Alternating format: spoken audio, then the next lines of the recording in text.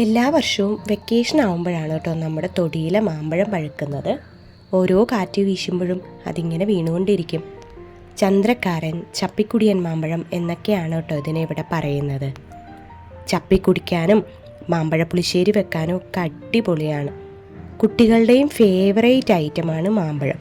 മറ്റൊരു ഫ്രൂട്ട്സിനോടും ഇല്ലാത്തൊരു ഇഷ്ടം അവർക്ക് മാമ്പഴത്തോടുണ്ട്. മാമ്പഴക്കാലമായാൽ പിന്നെ വീട്ടിലെ കറികളിൽ ഒന്നാമനാണ് മാമ്പഴപ്പുളിശ്ശേരി. മാമ്പഴപ്പുളിശ്ശേരി ഉണ്ടെങ്കിൽ എൻ്റെ സാറേ മറ്റൊന്നും വേണ്ട ഊണിന്. ഇതാണ് കേട്ടോ ഞങ്ങളുടെ മിലിയോ കുട്ടൻ. കുട്ടികൾ എവിടെ പോയാലും അവനും ഇതുപോലെ പുറകെ ഉണ്ടാവും. നമ്മുടെ പുറകെ നടന്ന് കളിക്കാനാണ് അവന് ഏറ്റവും ഇഷ്ടം. പിന്നെ ചപ്പിക്കുടിയൻ മാമ്പഴം കഴിക്കാനും അതിൻ്റേതായ രീതിയുണ്ട് കേട്ടോ. തൊടിയിൽ നിന്നും പെറുക്കിയെടുത്ത് നന്നായി കഴുകി എന്നിട്ട് കല്ലിലോ മറ്റോ പതുക്കി ഇതുപോലെ എല്ലാ സൈഡും മുട്ടിക്കൊടുക്കും. അതിൻ്റെ ചാറ് നല്ലപോലെ കിട്ടാനാണ് കേട്ടോ ഇങ്ങനെ ചെയ്യുന്നത്. എന്നിട്ട് അതിൻ്റെ ചുന ഉരച്ച് കളയണം. അല്ലെങ്കിൽ ആ ചുന ചുണ്ടിലോ മറ്റോ പറ്റിയാൽ പൊള്ളാനുള്ള സാധ്യതയുണ്ട്.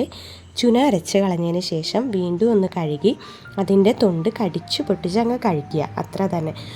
എന്താ ഒരു ടേസ്റ്റ്! നിങ്ങൾ ആരൊക്കെയുണ്ട് ഇതുപോലെ മാമ്പഴം കഴിക്കാൻ ഇഷ്ടമുള്ളവർ? ഒന്ന് കമൻറ്റ് ചെയ്യണേ.